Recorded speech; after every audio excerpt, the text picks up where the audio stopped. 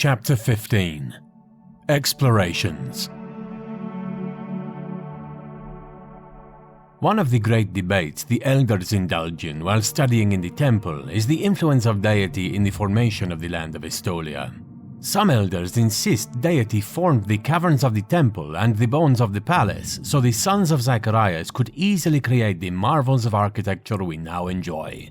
Others argue that deity's influence was in the way the creativity of the early generations was enhanced so they could see how to use the natural formations and create those fabulous structures.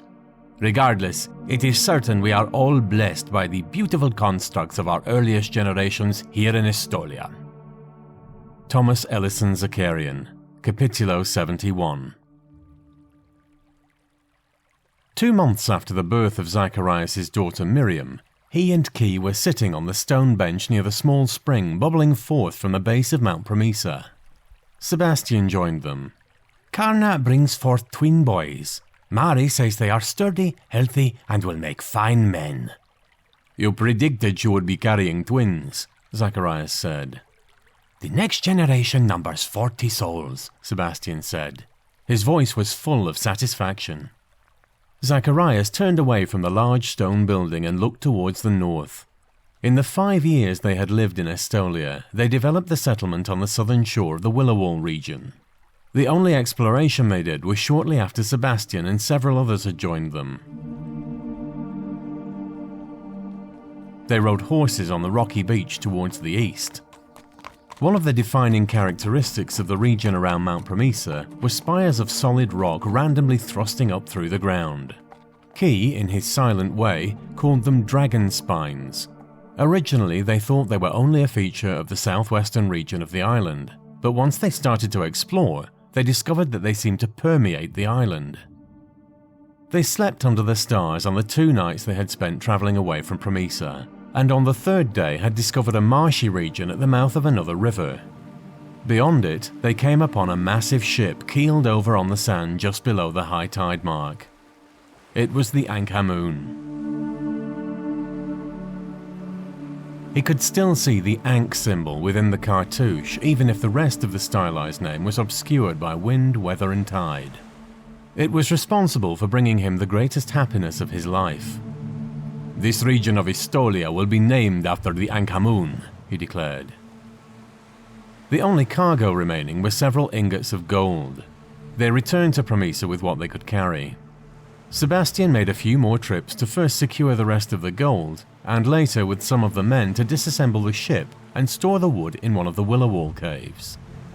A large pillar of rock stood sentinel in the surf, one of the dragon spines, and Key inscribed Zacharias' declaration about the Ankh-Amun on its sides. Apart from that one trip of exploration, they were so busy creating the settlement that they had never yet ventured any further from Promisa. "I believe," Sebastian said, looking with him towards the mountains, "deity wished us to wait until the time was right to explore this land." "When will be the correct time?" "Now, Zacharias. I believe deity speaks to us and urges us to explore the heart of Estolia. Our crops are abundant, our livestock is plentiful, and we have loyal, strong men to watch over Promisa while Key, you, and I travel north. I feel the pull of deity to explore." "You should travel north, my love," Estoliana said. Their daughter was suckling at her breast, and his 2 sons held onto her legs. "You are sure?" Time spent apart from her could become painful. "If deity asks it of us, then deity will also comfort us." Her faith was an example to all Estolians. Simple, straightforward, matter of fact. One could not know Estoliana and remain unmoved by the purity of her faith. Late the next day, Sebastian, Key, and Zacharias reached a verdant valley that stretched to the northwest. The dragon spines were more abundant within the valley and on the mountains than in any other region they had so far explored. The 3 men focused their attention on the 2 impressive mountains which had guided them throughout their journey. They stood sentinels over opposite sides of the valley. The taller mountain was to the southwest. They could not make out the features as well as they would like. The sun was setting behind it and it was thrown into darkness. On the northeast side of the valley was the second mountain, equally as impressive as the first. For Zacharias, it felt like he was home, truly home. He would live and die here. He gave silent thanks to Deity for her wondrous influence over his life, and prayed his children and their children would always be true to the promises he made. The mountain to the northeast had a greater girth at its base, but it was shorter and looked like it was once the more impressive peak. The flat top of the mountain was 2/3 as tall as the other summit, but enormous dragon spines thrust up like the fingers on a man's hand, as if the mountain itself was reaching to grab a handful of sky.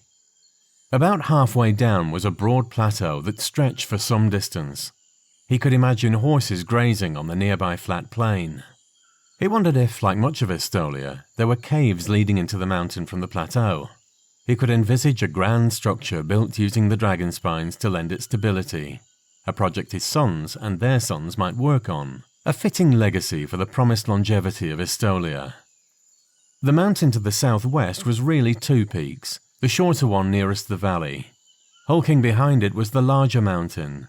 A ridge ran down from one to the other, as if the bigger one was embracing the smaller, like a mother holding her child. Thrusting out of the top of the larger mountain was a buttress of stone, like a crown on the head of a king, giving it the illusion of much greater height. The shorter peak looked like it would be easy to climb, especially by a man on horseback. Perhaps he would set out a trail and bring his sons to the top, so they could look out over all the land whose prosperity would someday be their responsibility.